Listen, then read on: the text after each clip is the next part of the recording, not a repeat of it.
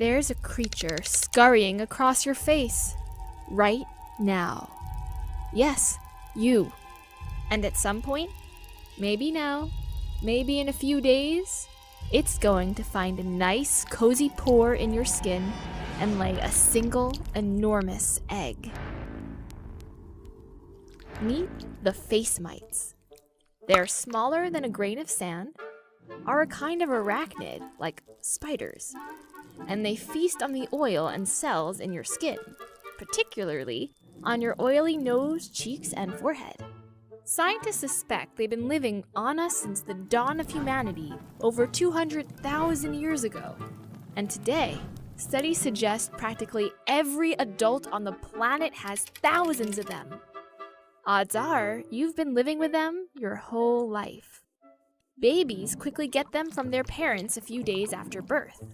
And once those face mites are on you, the only thing they enjoy as much as slurping oil and nutrients from your pores is having sex. All over your face. Afterwards, females burrow deep into your pores where they lay their eggs. The eggs end up in one of two places depending on the species of face mite. The first species, called Demodex folliculorum, lays its eggs in your hair follicle, while the second prefers nesting in your sebaceous glands. And in under 2 weeks, the babies hatch, mate, lay their own eggs, and die, leaving behind a pile of decomposing corpses.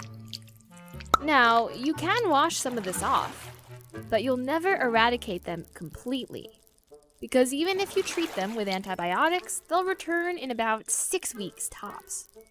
You'll pick them up from towels, pillows, and your loved ones. Well, that all sounds horrific, but usually face mites are harmless. They only become a problem when they multiply out of control. This can happen in people with an impaired immune system. It's also been seen in people with a painful skin condition called rosacea. Normally, you'll have around 1 or 2 mites per square centimeter of skin. But one study found that people with rosacea had 10 times the normal amount.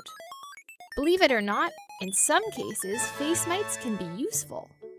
Researchers can actually study your face mites to learn about your ancestors. You see, most mites often stay within a community. So over time, they've evolved into distinct lineages in different geographic regions. And by comparing their DNA, scientists can trace how different groups of humans migrated across the world. For example, a study found that European mites genetically diverged from East Asian mites around 40,000 years ago. That's the same time European and East Asian humans parted ways. Pretty handy. So when it comes down to bugs crawling all over you, it could be a lot worse.